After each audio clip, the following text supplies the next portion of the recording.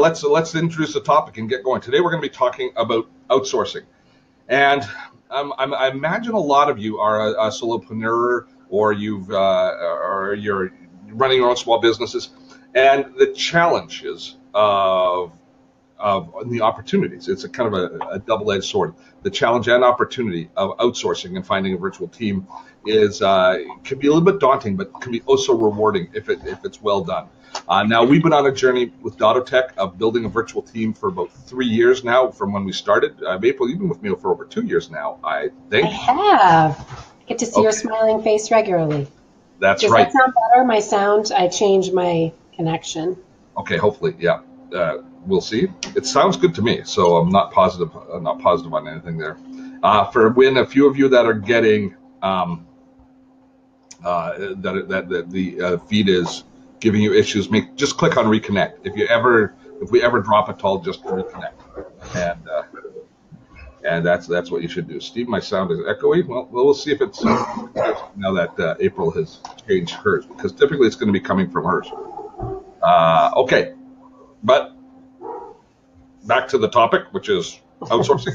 So what I've done is I've got, as we often do here, is I've got a video that I prepared, which kind of walks through a lot of the thought process that we went through, and a lot of the basic things that I've been able to research and find as I look at the building of a virtual team. Now, one of the things that we've probably got here in the room is I know that we had a number of virtual assistants and virtual services that are planning on joining us. So I'm going to be really looking forward to their feedback as we go. So what's going to happen right now is I'm going to start the video playing. It's about 22 minutes of video. While it's going on, we will be in the chat room answering questions, and we'll come back for the Q&A at the end of the chat, at the end of the video. So without any further ado, let's jump in and let's have a look at what I had to say about outsourcing and building a virtual team. All right, let's talk about building a virtual team. Now, I don't know about you, but me as a solopreneur, as an entrepreneur, the entire process of creating a team around me, especially one that doesn't work in the same office as me, was full of anxiety and challenges that I didn't necessarily anticipate. There's lots of technology to help us. The internet is a great place to create connections, but there's an entire process that goes on up here for entrepreneurs, giving up control, creating systems, and understanding what's going on that we're going to be touching on as well. So we're going to go through the thought process. We're also going to talk about the importance of building your systems and articulating your systems, making sure that they are well defined so people can follow the systems that you create. And then how to find sources for your team, how to go out and actually find the people. And we'll also, of course, as we always do, take a look at some of the tools that we use. And I'll show you a peek at the processes that we do with the dottotech team that have allowed us to have, I think, a lot of success with our virtual team. So before you start, the mindset of hiring people is tremendously important. Going through the process of deciding exactly where you need help and where help is going to be best leveraged. Do you need full-time or part-time people? Or perhaps you just need a contractor. I mean, maybe you just hire somebody, need to hire people on a project-by-project basis, and you might be able to hire different people all of the time. All of these different things you're going to have to go through in deciding exactly how you're going to end up building your virtual team, whether it's a single VA or an entire team as we have in place. Now, one of the things that really helped me in my process was listening to a podcast and an interview that was conducted by Michael Hyatt. Now, Michael was talking about the importance of outsourcing and the importance for the solopreneur of getting support. And he asked a challenging series of questions, which really helped me kind of over the hump to the point where I decided that I needed to start hiring some people. He asked me how much my time was worth. He asked us how much our time is worth, and whether or not your time is best spent doing things which you could offload, which you could easily offload if you were organized, if you chose to make the commitment to offload it to other people. So prime example is this webinar right here that we're doing right now, setting it up. Now it takes about an hour of work, maybe an hour and 15 minutes of work to set up all of the different hooks and pieces and graphics and descriptions and emails and that sort of stuff that go in producing our weekly webinar. Now it's something that I did and used to do but it's something that I don't necessarily have to do. So this webinar we can use as an example, because you're all participating. You all can see the administrative kind of detail I've got that goes in to setting up a webinar. And let me just share something with you. Let me just show you what I was able to do. So one of the things that I did, and I'll be talking about this a little bit later, but I set up this checklist that you see right here, which is our Webinar Wednesday checklist, where I went through each and everything that I do. Now, this was more work than than setting up the webinar, because I just basically did it each week myself, and I knew what all the things were in my mind. But writing them all out as this checklist was the first step towards being able to offload this responsibility to a team member. Now, April does this all now. So this checklist became the genesis for April being able to basically create the webinar each week, which means that's an hour and 15 minutes of time that I don't have to spend doing it, meaning I can spend my time creating content, doing things which are of higher value to our enterprise. Now, we'll return to this kind of model a little bit later as well, but that gives you a sense of kind of the process that I started to go through in creating my virtual team and also assigning the different tasks. Now, there's a kind of an order of delegation, I think, that you can do that's going to help you kind of determine the processes that you're going to offload to your team members and determine what those positions look like, whether it's a virtual assistant, whether it's a systems person, whether it's a social marketing person, who you're going to be hiring. So first thing, other than, the kind of the global thing that we're talking about, where Michael Hyatt asked, what you can offload to somebody else and what your time is worth versus what you could hire somebody for, is I look at is, let's begin with the things I don't like doing. The ones that I dread or resent doing, the ones that when I sit down and I go, I'm most likely to procrastinate and not do. And let's add to that the things that I am not good at. Case in point, I am a good video communicator. I'm not a great writer. I'm a good writer, but I've got my writing is full of errors. So it's a lot of work for me to write. Plus, when I sit down and stare at a blank sheet of a blank screen or a blank piece of paper, I really struggle getting into the flow of writing. I'm just not a great writer. So obviously, if I don't enjoy writing and I'm really not good at writing, then getting a copywriter on board is an ideal candidate for my brand, for my business. And that's the sort of process that you're going to go through. Other things to look at are things that are easy and repetitive and easy to systematize. And I don't know if I spelled systematize right in the slide, but you get the idea. Like, for example, the planning this webinar and actually just doing the technical details of building the webinar in the webinar software and putting all of the different pieces in place. That's not necessarily easy, but it is repetitive and it is systemizable. We can create a system that you go through and do. So that is, again, an ideal candidate, not necessarily for a person, but for a process that you're going to be using a virtual team for. And the other thing is things that just keep slipping through the cracks. I wish we were doing more of this, and we're not doing it because we don't have the bandwidth of the time or the commitment to do it, but it would be good to do. Those are other tasks that you can create. So you kind of got this balancing act of deciding what the person is going to be, but what tasks they're going to be, which helps to define the person that you're going to hire.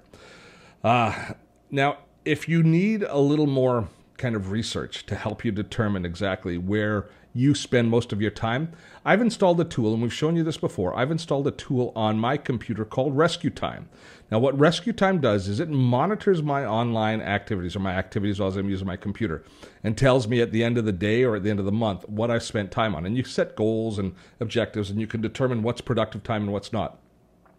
But this is a great place for you to start if you're wondering exactly where you can end up saving time or where you could end up focusing your time a little more effectively. Because as you can see here, this is us. This is my activities of a few months ago. But you can see I spent X amount of time in Evernote, X amount of time in Webinar Jam, which would have been what we've offloaded now to April, because I'm not going to be setting that up anymore.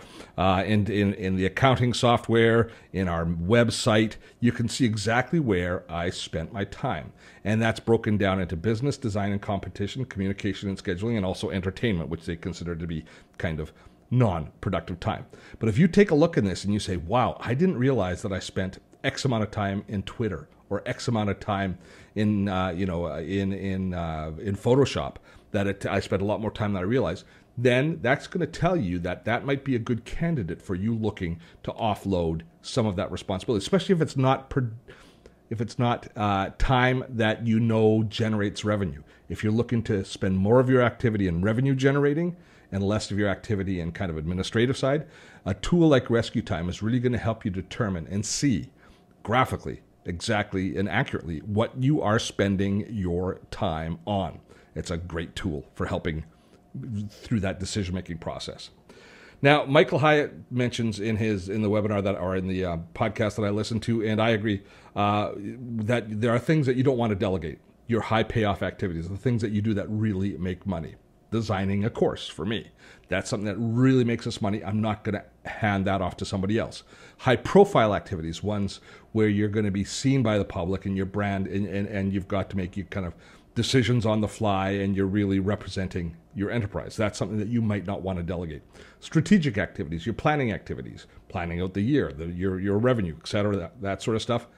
And he doesn't mention it, but I believe passion projects. If you're going to offload and going to go through all of the effort and the anxiety and the angst of taking things that you had control over, because that's a big part of this whole thing is giving up control, but things you had control over and trusting other people and giving them to others, that should free up time for you to spend more time on your passion projects, the ones that you are truly passionate about. Whether or not they're revenue generating or not, it should free up that, so you don't want to be delegating those things.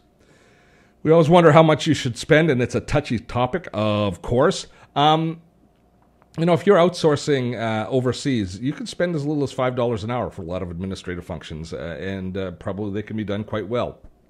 We don't do it that way, but you could see that. In North America, the rate started about $15 an hour for kind of virtual assistants or people that are going to start to work for you. So you can kind of plan based on that.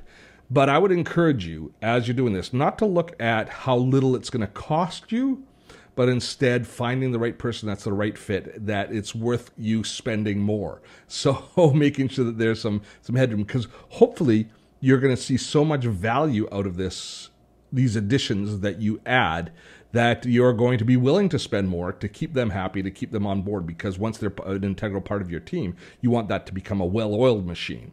And I would be upfront. If you don't have enough money to spend right off the top, if you're concerned about the entire process, be upfront with the persons that you're hiring. Tell them exactly what you see the job being worth, what you see their time is worth, and if you don't have enough money yet, and you're asking them to work for less, you should be upfront with them, asking or telling them what you think the job is actually worth and what it will take for your enterprise to get to a position that they're going to make that kind of money.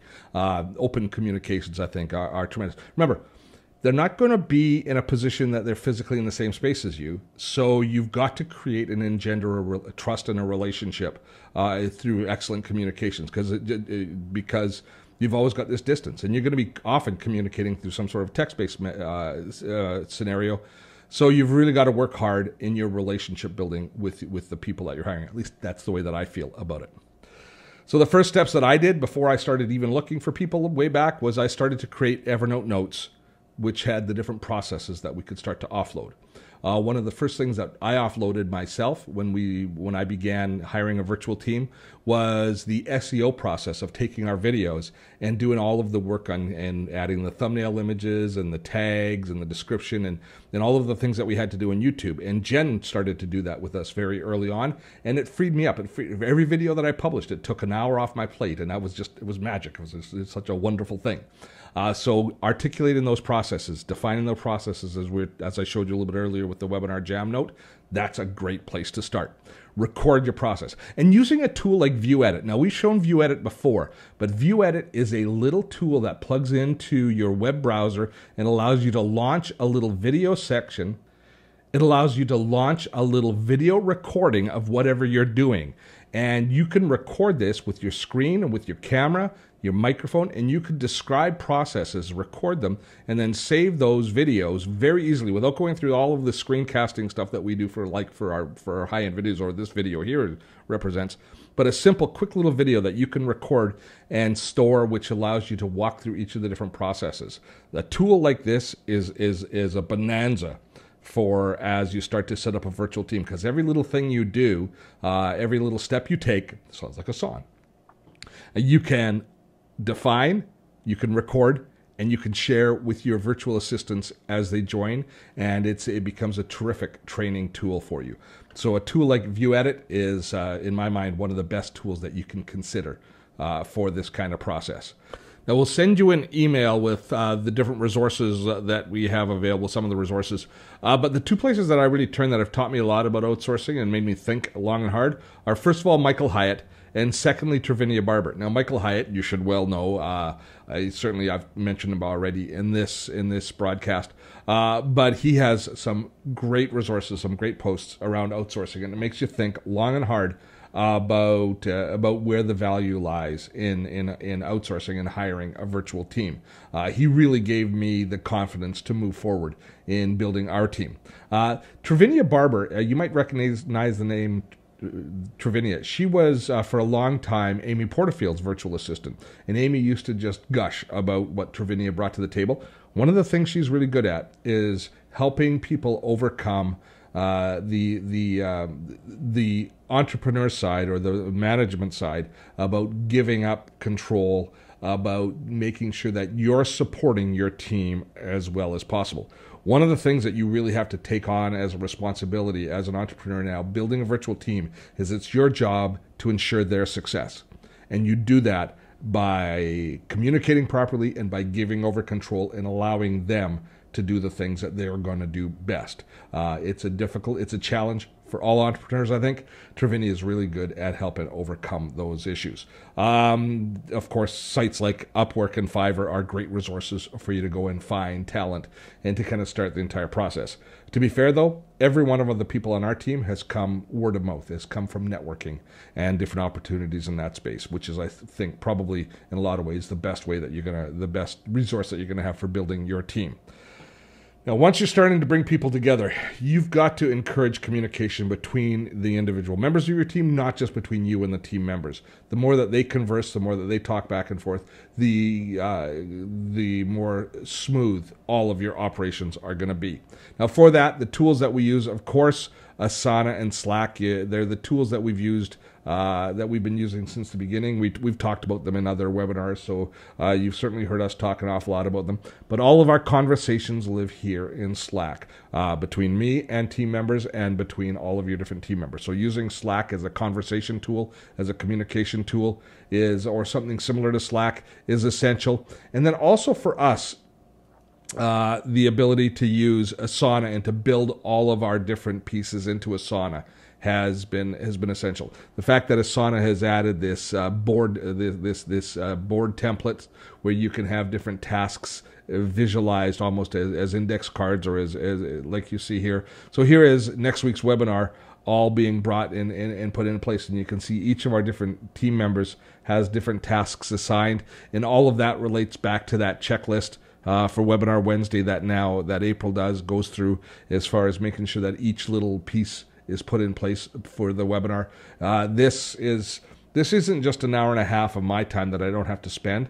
It's also confidence on both my team members' place and both April's space and in my space, that everything is being done right and that we have the trust that things are going to be in place and ready to go that help us keep the ball moving forward, keep the ball moving downfield. It's just been those two tools have really revolutionized and given us the basis for building our business, regardless of which tools you use. If you want to use Basecamp, if you want to use a tool like Asana, if you want to use Trello, finding the tools that work for you, that your team members will work with, is essential. And I will point out that one of the things that I think I did quite well in setting up our team was forcing each team member, some of them not easily, to use these tools. They all appreciate the tools now, but at the beginning they all communicated with me in the form that was most comfortable for them, but that made my life a communication nightmare. We had to get everybody into the same space for the conversations. That's a really important part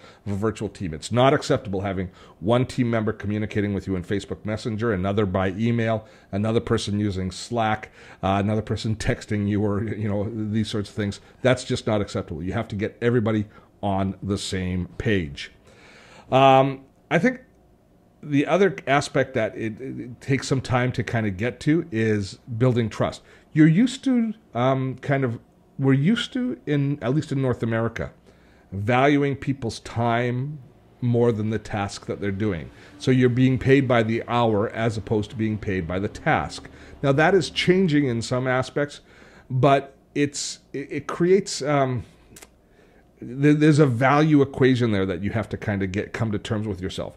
When you've got a virtual team and you can't see people working, you really have to recognize the value of the task that they're doing as opposed to the time that it takes. Because sometimes, most of the time, they're not going to be working at the same time as you. They're not going to be working the same hours.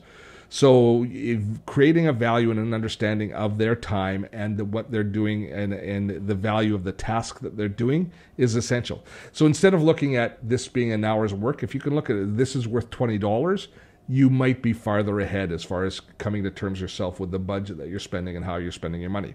Having said all of that, finding people on your team who are vested in your success, who you can trust, that level of trust between team members, between the management and the team, is essential because they're all over the map. As far as physically speaking, you just aren't seeing people physically where you can talk to them and you can coach them.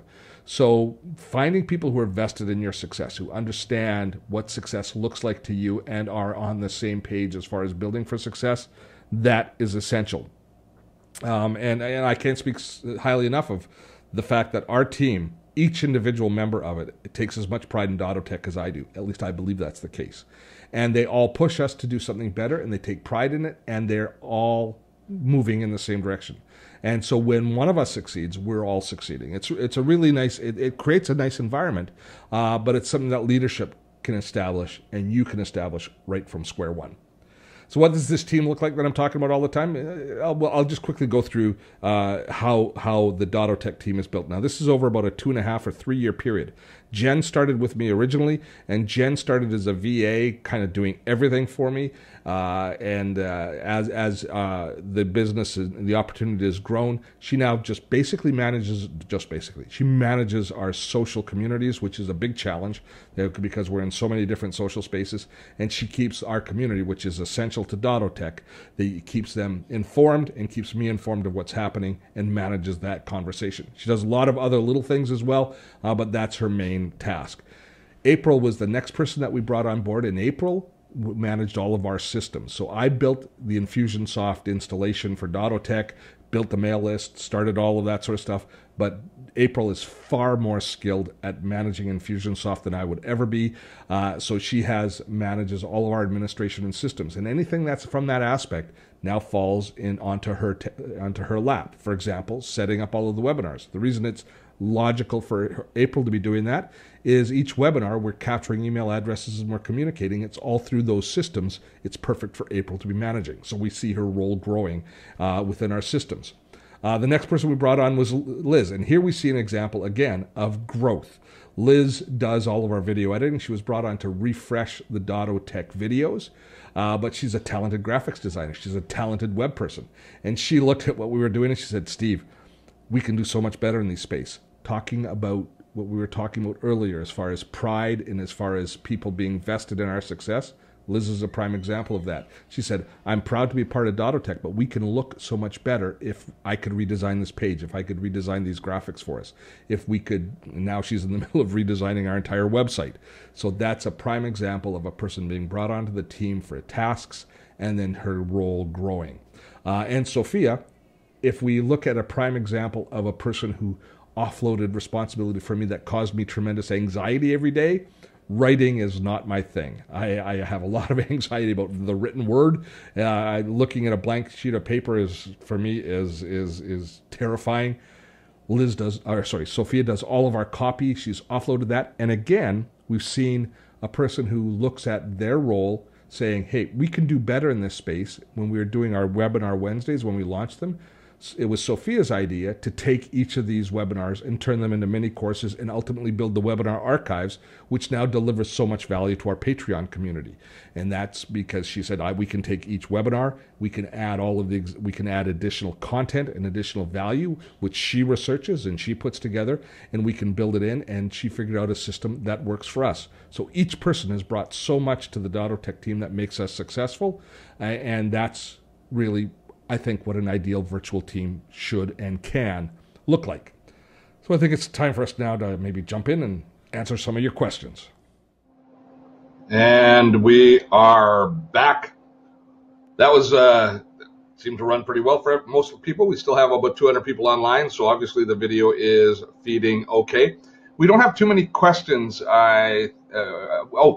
Before we do questions, let me fill you guys in on what's coming up next week and those kind of get some administrative stuff out of the way.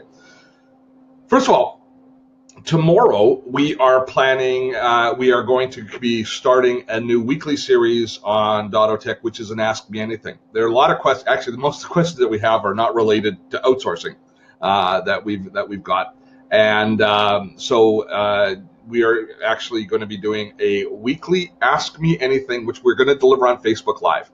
So it's going to be 10:30 in the morning. We're going to play around with the times a little bit over the first few weeks till we kind of get our feet underneath us. But tomorrow morning at 10:30 a.m. my time, Pacific time in Canada, we are going to be delivering an Ask Me Anything. And it'll be anywhere from a half an hour to 45 minutes to an hour, depending on how many questions there are. If you have questions, send them into info@dottotech.com that I can prepare for. If not, just jump onto the Ask Me Anything and you can ask us questions. Now, it's pretty cool how it works. You can register for the Ask Me Anything as per normal from one of our webinars. But when you click on the link, it'll take you to your Facebook page.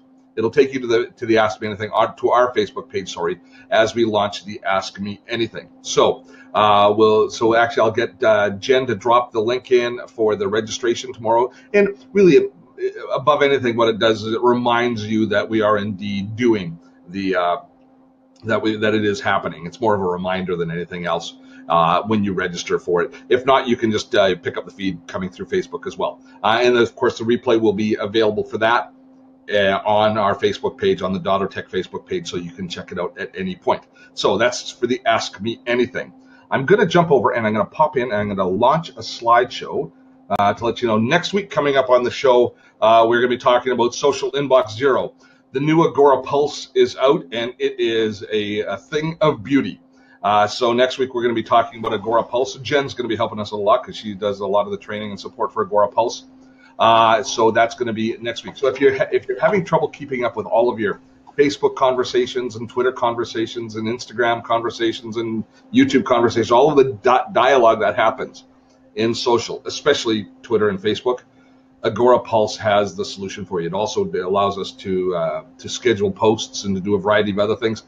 But the main thing that it does for us is it manages all of our conversations, and speaking of our virtual team, it's been a real godsend for us to be able to manage all of our different conversations. And they've completely refreshed the interface. It's it's awesome. Yeah, it's very approachable. So we'll be talking about that next week on the show. This replay of this video is going to be available for the next 48 hours. You'll be sent a replay link, and we'll send you a follow-up with all of the resources from this as well. So that's available for 48 hours. And after that, of course, what happens is we take the replay and we package it up and we put it into our webinar archives, which are all on, we store on. How do I go to the next slide? Oh, there it is. Next slide. I've got the new slideshow tool here running, which we store is available for all of our patrons. Now, just a quick kind of commercial message. dottotech is supported through the generosity of you folks through the crowdfunding site Patreon. And all of the support that you folks give us goes to pay this team that we were just talking about. If you want to know more information on it, you can drop by patreon.com/dottotech. And what effectively happens, though, is we take each week's webinar Wednesday and we store it in a replay vault, which is available for all of our patrons. So there are now this is our 32nd. So there's now 32 of these videos available to you on all of these different tutorial topics, where we talk about productivity tools and WordPress for social media and Facebook video and overcoming email overload. A lot of them have been turned into mini courses, and a lot of them are still just, the webinar replay. But it's all a perk that's available to our patrons at Patreon, and we thank you very much for your support there. The support, we ask for $10 a month, and it gives you access to the Webinar Wednesday archives, and it also gives you 50% off on all of our premium courses. Now, we've got a new Evernote course coming up, and then we've got coming up very shortly after that, we're going to be redoing our Screencasting Made Easy course, which is one of our most popular courses. Those sell for $4.99, but they'll be half price for all of our patrons. And occasionally we get asked for one of the other perks, which is a hug from one of us if you happen to see us at a conference or somewhere. I actually had somebody come up to me on the street in Vancouver and ask for their hug. It was pretty cool. So that is the support side. And to all of our patrons, we thank you so much for your support. It's really wonderful for us. It keeps this team going, and it keeps us being able to produce this sort of content for you on an ongoing basis. Now, I think that's it. So it's a time for us to jump into questions. So April, now let's hear how your audio is. I want to make sure your audio is okay, and so that we're not getting any of that echo happening. Can you hear me now? I can hear you, but I want to see what I want to know if from the community if they're getting you. So let's just start. And if there's too much trouble, what I'll do is I'll read the questions myself. But let's get going with you asking me the questions. Okay, let's see here. All right. First question. We're all through now. What'd you say? Okay. How does ViewEdit, which is actually ViewIt, compare to Snagit? It's very similar to Snagit, but what it does is what Snagit will do. I'm not positive if Snagit stores it on a cloud service for you, but when you use ViewIt, as we've now decided, or ViewEdit. It's ViewEdit, but the web URL is viewedit.com. So okay. That's where the confusion is. I get confused. It stores ViewEdit stores the snippet that you record in the cloud, so that you can email it to people and they can see it. So they don't have to actually. It's not a store and forward where you make a video and then you email it to someone as an attachment. Instead, they click on a web URL and it plays it, streams it to them. I'm not positive if Snagit does the same thing. Somebody might be able to clarify us. But that's the beauty of it. And then it stores it there for you so they can view, and you can see if people have viewed it or not. All right. Maria's asking, do you have suggestions on apps or hiring a person to transcribe videos to put on a blog and in courses, etc.? Well, sort of. We've used, I found somebody through, I think it was Upwork, was where I found the person that we used for the longest time. But to be honest, if you take your videos now and you upload them to YouTube, the transcription service that's built in, the automatic transcription service that happens with YouTube, is pretty darn accurate. And then you can just go through and audit it. And that'll create a text transcript that's going to work for an awful lot of us. There are other online services. I haven't used them myself, but they range in price, usually based on per minute or of video. But I would try the kind of the MacGyvering it yourself and just trying to see just upload it to YouTube, let YouTube do the automatic transcription, and then see the quality of that. All right. Philip is asking, how often do you actually meet face to face, and is this a good idea? Our team, we have never met face to face. I've met you face to face. Well, we've met individuals face to face, but never as a team. I've seen Liz when I was in London. I've seen you at several conferences. You came out here to Victoria. Jen and I have never actually been in the same room together, and neither has Sophia and I. Although I'm going to Houston in a couple of weeks, and I'll see Sophia face to face then. It would be great to be able to meet in the same room, and we'd love it. But the key is we do video. We always do video on our meetings, though. We do. We use Zoom primarily, and we meet face to face at least every 2 weeks or so. We usually have, but we're meeting every day. Right. Jim is asking, are all the team members full-time employees? They work 40 hours a week on Dotto? No, none of them are. They all work based on their workload, and it's all so each one has a different deal. Right, and the other thing is we're independent contractors, so we're not technically employees of dottotech. So that's a big difference. Depending on where you are, that's a big deal because it means that we don't have all of the tax liabilities and those sorts of things. It's not necessarily as great for the employee, although it gives them a lot of freedom. But as an employer, as a person that's hiring people, it certainly makes life easier from an accounting perspective on our part. And sometimes from a headache perspective too, because I think when you hire a contractor, if you're testing them out and it ends up not working, it's much easier to let them go than it is as an employee. And we haven't had to do that, but also you're dealing with different jurisdictions. You know, if somebody's working for you, and they live in London and you live in Canada, or you're based in North Carolina, what laws of the land apply. So it just makes it a lot simpler just having contractors.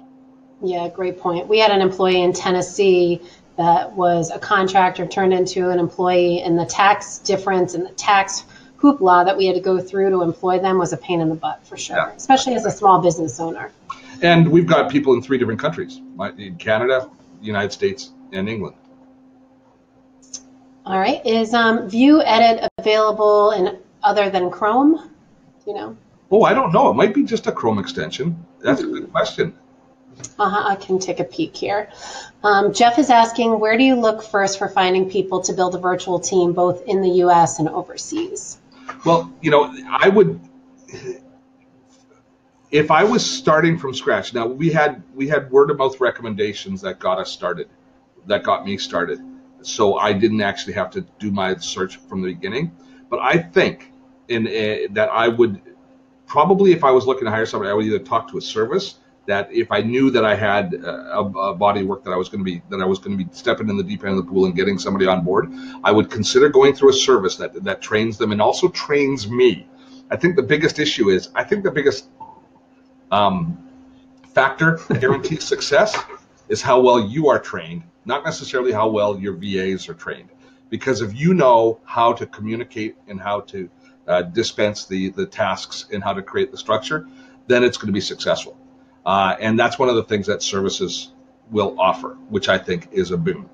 So that's if you know that you're going to move ahead. If you're not sure, but you want to kind of dip your toe in the water, I would do it on a project by project base. I would go to an Upwork or a Fiverr, and I would hire somebody, even if it's not going to be the person that ultimately is going to be with you, but I would get my feet wet through an experience of hiring somebody to, you know, to design a landing page for you, or to work with you on an email funnel, or to write some copy for your website.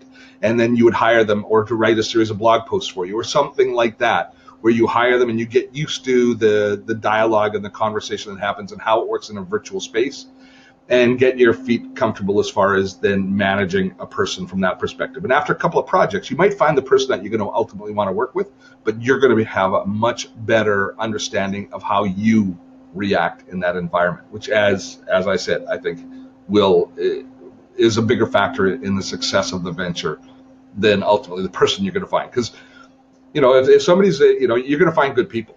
It's just how well you can manage them. Well, and I think depending upon the size of your project too, should determine what tools you use. Like Fiverr, you can get a graphic and it costs you $10 to $20, right? Where if you're building a web page or something bigger, use an Upwork or an Elance, because then it's project milestones that they're getting paid. So it assures that you're getting your work in the milestone. You know what I mean? Yeah. Elance is gone. Upwork is now a combination of Odesk and Elance. So that's it's just that one source now. All right.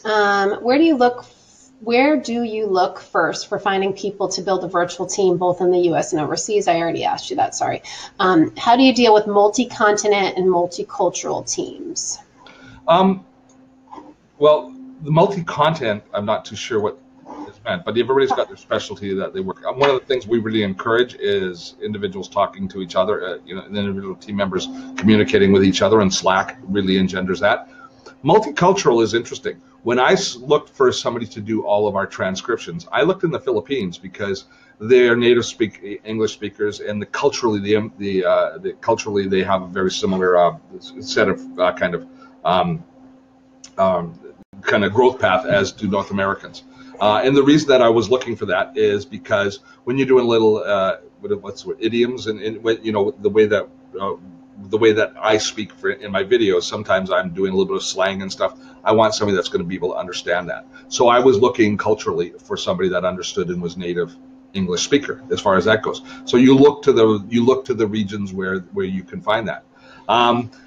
I haven't had too many difficulties in communicating, even though Liz speaks with an English accent. She's terrible to listen to. No, she's wonderful to listen to. So I don't actually have any experience in what happens in that particular space. But I would say, you know, it's the training and the clarity. If you've got the ability to clearly identify your tasks. Now, when you go to an Odesk, when you go to an Upwork, there are the contractors there take English proficiency tests, and it's going to tell you what, or different languages, it's going to tell you what their level of proficiency is. And if you go through a service, they're going to vet those people as well and make sure that they have an appropriate level of communication and understanding. Because remember, if you're going to a service, they want you to be happy because they want to make their commission. So they're not going to bring a VA to you or a team member that they don't think can do the job. So they're going to be, you know, even harder on that person than you will be probably. So that's kind of one way to consider it. I think what he was meaning by multi-continent, maybe time zone differences, because we do have content. Yeah, multi-continent. We don't even think about that. We try. The only time that we worry about it is when we're trying to do our calls. When we're trying to find a common time for the calls. And what ends up happening is Liz in the UK ends up having to be willing to take a call in the early evening, whereas I'm in the morning and you're mid-afternoon. So that's how we handle it. That's the only time it's an issue. Understanding the workflow, and that if you post, like if I assign something to Liz in the UK and it's 5 o'clock in the afternoon for me, I know she's not going to get to it. Or it's 2 in the afternoon, I know she's not going to get to it. I know April's not going to get something to that I post 2 in the afternoon because it's already 5 p.m. in Connecticut. So it's just, you know, you start to think in terms of all of the different time zones, and it just becomes second nature. All right, Ian's asking, how do the VAs record their time? How do you ensure they are working during this time? That's where that trust comes in. I think that there's a lot of jobs where you do want to be able to have some sort of presence, and tools like RescueTime will actually audit and monitor what people are doing, and you can have that reporting back. And if you are, I think it's it's something that makes me a little bit uncomfortable as far as privacy goes. But you can certainly put systems in place where you can be tracking actual time spent and presence spent on your projects. But we don't work that way. We work on a task-based world where April's got X number of jobs that she has to get done, or that's her responsibilities to get done based on our calendar. And each one of us has that same series of responsibilities. So if April feels like working at 10:30 at night, or she gets something done in a half an hour that I thought would take 2 hours, I don't care. If the job gets done, the job gets done, and then we're all happy moving ahead. So that's where that level of trust comes in. You have to know, at least I believe, for people in our kind of space, that you have to know that everybody is pulling in the oars in the same direction and wants your success to happen. And I know that we've got that with our team, and I'm sure that everybody can get it with their team. If you treat the people properly, if you can build a culture that will allow for that. Although Steve's a control freak, he sometimes does my work for me, which drives me crazy. I do. Just like there, it's easy to do. He's a good guy. You've got family. Eric is asking, what's the frequency of your interactions with your team? Daily, weekly? Daily for almost everybody. Yeah. The odd day will happen when we don't connect. I would say with the ones like with Liz, who's 8 hours ahead, that would be the least, because it's mainly store and forward type communications where I post something to her in Slack, but I know she's not going to see it for a few hours. Whereas April, Jen, and Sophia and I, we're all talking in real time, almost on a daily basis for sure. All right. Paul is asking, Infusionsoft your system of choice? Is there other options? Oh, there are great options other than Infusionsoft. There's a really nice video or a post that we have called Why I Chose Infusionsoft. And it's surprising. People think that I'm endorsing Infusionsoft because we use it. And I don't. It's a tool that we use. It works for us. When you choose a CRM, you make the best decision you can based on your needs, and then don't look back, because it's up to you to make that tool work for you. They will all. If you're looking around and constantly changing tools, you are doomed, because you can't. It just takes too much work to enroll and to set up your systems in your CRM. So if you choose Entreport or Infusionsoft or ConvertKit or ActiveCampaign, I don't care which of these tools you choose. They're all pretty good, and I'd say we would be identically successful regardless of which one we chose, because we take on the responsibility of making the tool work for us. So find one that you're comfortable with, one that's recommended by your colleagues, one that you like the interface of, spend some time looking at them, choose that tool, and then don't look back.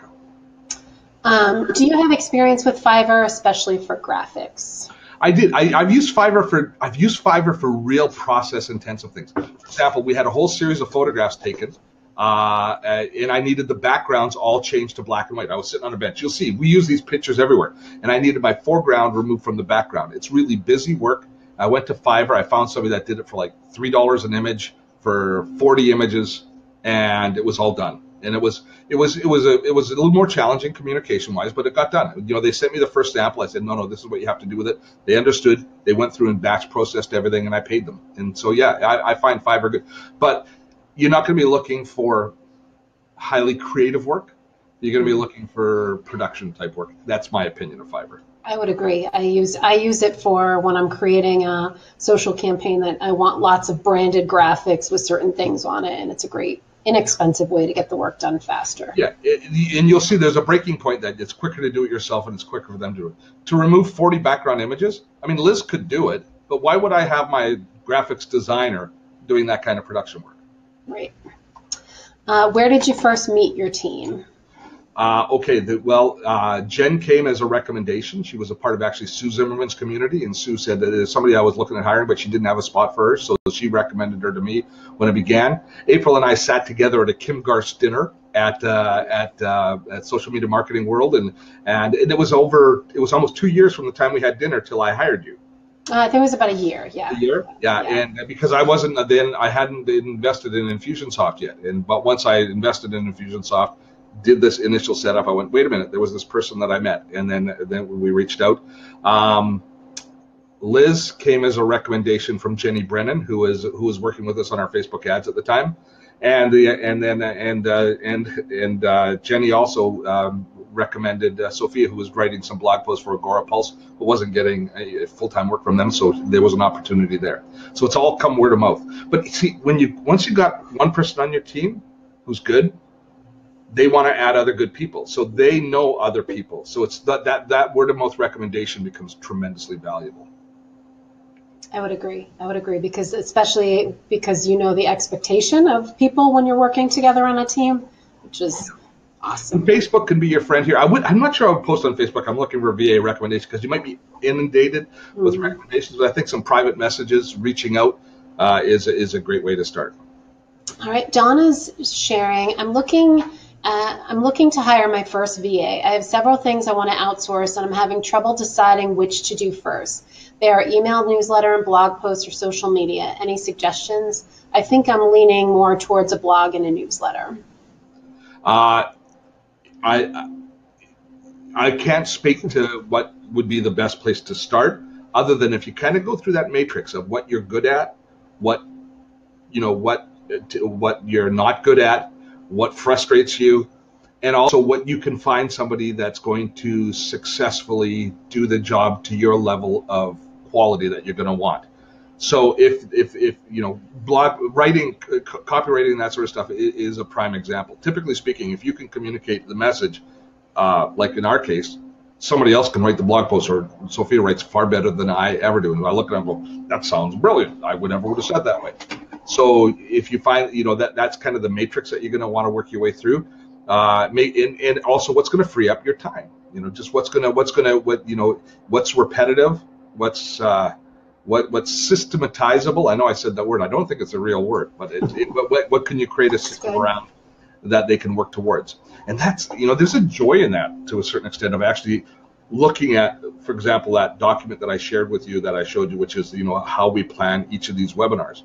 Laying out all of that information and seeing that process there, it's liberating. When we first did it with Jen, when she started doing all of our SEO work for our YouTube channel, that became a course that I ended up teaching, because I laid out what I had to do for Jen. I said, I should teach this to other people because it's a great way to do SEO for your YouTube videos. And it became a part of how we teach people in YouTube. It's a really good process. And it also makes you take a look and say, wait a minute, there might be a better way to do things. So that's, anything that you can define in a document like that, that's a great thing to pass off to somebody else.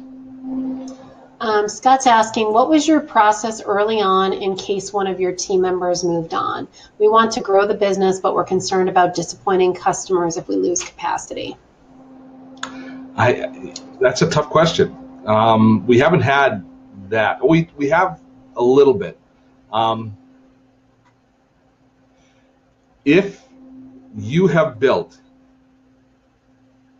the framework, you should be able to onboard people very quickly the second time. If you've recorded all that stuff, if you've trained one person, and you've given them the resources so that they can do the job, that should be a template that can work again. So you shouldn't be in that situation. It really, if you find somebody, if somebody gives you a reasonable amount of heads up and a reasonable amount of notice that they're leaving, you should be able to, I think, get somebody to backfill them. And I think it all depends on how well you've documented what their tasks are. And I would agree. I think that having a project management tool helps you to also document that, because then if you find that, your assistant is doing more of something else, you can add it to the next position that you're trying to fill. By keeping that recording in process makes it much easier the next time. So for us, that would be Asana, how we use Asana. Right. Let's see. Tanya, I'm an 18 years in office experience person who recently launched an online VA biz. I would be more looking for information on what people need the most help with. Not fishing for clients here. I'm legit wanting to know what value I should be focusing on as I build my business. Yeah. I look forward to seeing what people put in the comments. I mean, for us, the hierarchy that I looked for, first of all, was a kind of a VA to just do everything for me. But then it very quickly became the repetitive tasks of SEO for our videos, etc. Once we brought April on, all of the management of the mail list, the newsletter, the funnel management, that was huge. And in those cases, it's not just the fact that she's removing responsibility; she can do the job better because she understands the process better because she does it. Thank you. If you're running Facebook ads, I think if you're doing Facebook ads yourself, that's a lost cause, because you want somebody that's doing it full time, really is buried, it really is in the deep end of the pool and understands it. So those are, those are the kind of things that I think people should be looking for. For a VA service, I think copywriters are always hard to find, people that can do a good job writing. And I think she needs to look to her experience too. She has 18 years, so look to what you are really good at in supporting somebody. Is it bookkeeping? With those things. But it'll be interesting to hear what. And I think every entrepreneur is going to have different strengths and need something different. That's probably something worth thinking about as well. I agree. A quick shout out to Susan. We got a new patron. Susan just joined us. Welcome aboard, Susan. Woohoo, Susan, hugs. You get a kiss too. All right.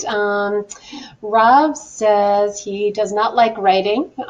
He actually hates it in particular. He would be interested in your process with a copywriter. That's with the copywriter. The way that we work, and I'm not sure it's going to work for everybody, is I still am the initial content creator. So what Sophia's task is to take what I record in video, be it our featured videos, our training materials, or our webinars, and to build the copy around that. That's how it all started. So she got to know our voice, she got to know our ethos, she got to know about dottotech and became an integral part of dottotech through that constant, almost reporting of all the stuff that we were doing and creating the blog posts around the videos that I was doing, etc. At some point along that, she became as integral, and she understood what we do as well as any of us. And now she's writing all the copy for the website because she understands the business. So that learning process came from her basically doing all of the support writing to the point that now she's actually a content creator for us. I don't know if that made sense, but that's the process that we went through. I'm not sure if I was just creating a blog post and I was asking somebody to research it and I was given it or to write it. I'm not sure how I would manage that. That's kind of and I know there are a lot of people that do that sort of thing, but I've never tried to get my head into that space, so I wouldn't be the best person to advise on that. All right. Is all of your team communication done through Slack? Yes, I insist on that. Who had a tough time learning that? I don't know.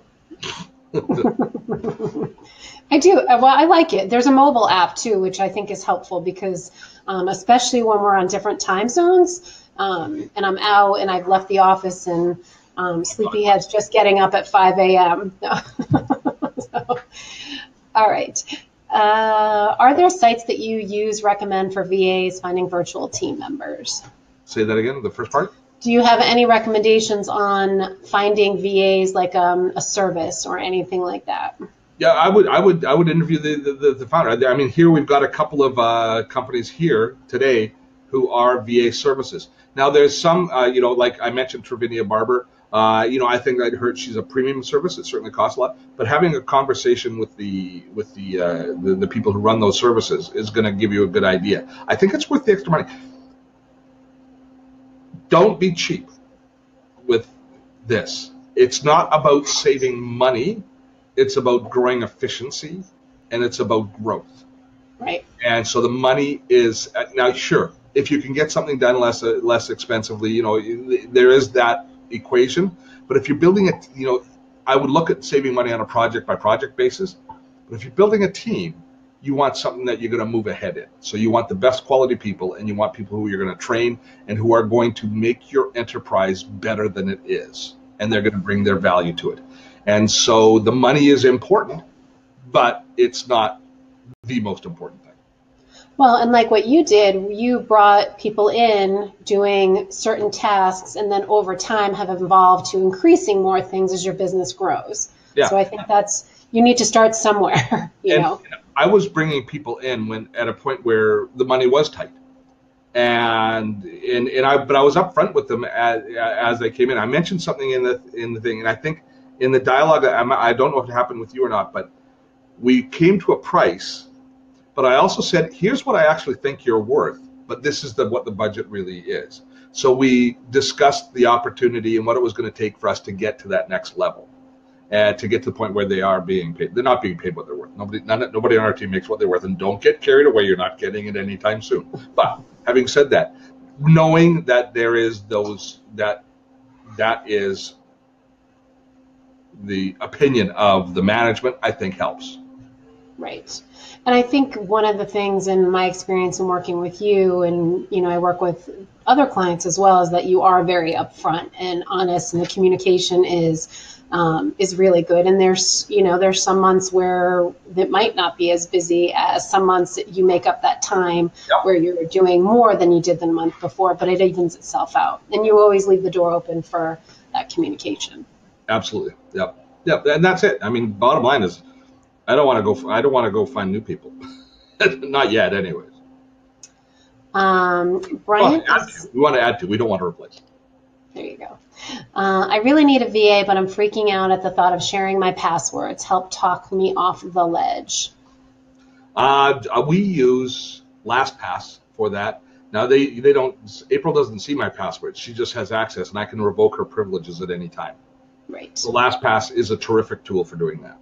I do like it now. I didn't like it at first. Steve has changed my ways in a lot of ways. There we go. Let's see. I would like someone to develop and maintain a website. How do I ensure that they apply best-in-class cybersecurity? Also, some outsourced sites have been known to insert malicious content. That's a really tough question. Is that Ron's question? Because I know he's been trying to get that in for a while. Yep. Yeah, and that's a really, there's a can of worms that you're opening when we're talking about websites, Ron. So here is my thoughts on that. Most entrepreneurs don't want to step in and learn about WordPress and don't want to learn about what the mechanisms are of their website. I would first and foremost encourage you to learn it yourself. Even build your own website the first time through and go through all of the trials and tribulations that are involved, and so that you understand the process, so that you understand how the environment works. Because too many website developers hold people hostage. And it's not all, and there's a lot of really good ones, and I've worked with really good ones. I've never really had a bad experience with a website developer, but I've heard through the grapevine enough times where people have had a developer, they hold all of the things that confuse the heck out of us. Who owns my domain? How do I re-register my domain? Where's my Google Analytics account? What's that under? All of those sorts of things you have to know and you should be in charge of. But they're confusing. So we offload the responsibility to our developer, who we're paying, and then they close down, they go out of business, they go away, our relationship sours, but now they basically hold really important keys to our business, and they can hold them hostage if they so choose, be it overtly or by accident. So I really encourage you to get control of it yourself. If you can have somebody internally manage it, that's the best. And other than that, it's just, validating and vetting anybody that you're hiring to do it, and getting lots of good recommendations, and making sure that you're not hiring somebody based on money, but you're getting people that are top drawer. The other thing is, if you're really concerned about it, is perhaps not even doing a full-on WordPress site yourself, but instead going to a tool like a Squarespace or something like that, which is far easier for you to manage yourself, and it's a service that costs more, but is a managed service for you. That might be a good option as well. What are you using to pay your VAs directly out of any platform? Without a PayPal. All right. They all invoice me individually, and then we go through PayPal. Have you ever looked at Flock? No. Not sure what that is. And then is LastPass similar to Dashlane? That's going to be looks like our last question here. It is similar to Dashlane, and I can't say how good Dashlane would be for managing a team. Flock is a very similar tool to Slack. Just having a quick look at their website. Yeah, Dashlane is similar. I'm not too sure how it works on a team metaphor, but it probably has a lot of the same functionality. And I think that's a wrap. Yes. We're just past the top of the hour. Okay. Thank you. This was good. This was good. 7 minutes. It's always between 7 quarter after. That's good. So to anybody who had challenges today, I think for the most part it performed very well. We got a few angry emails of people that weren't really too happy with overall with the with Webinar Jam. But you know what? One thing I've learned about Webinar Jam is the longer it runs, the more stable it is. It's if we can get through the first 10, as long 15. as they don't make any more changes, that's the problem. Right? Whenever they make an upgrade, even though the upgrade gets better, then they make another one. So that's kind of a hard thing. Christine was on the edge of her seat the whole time. Were you worried that things were going to go south, or just because it was such good content? Thank you. Thanks, Don. We like this format too.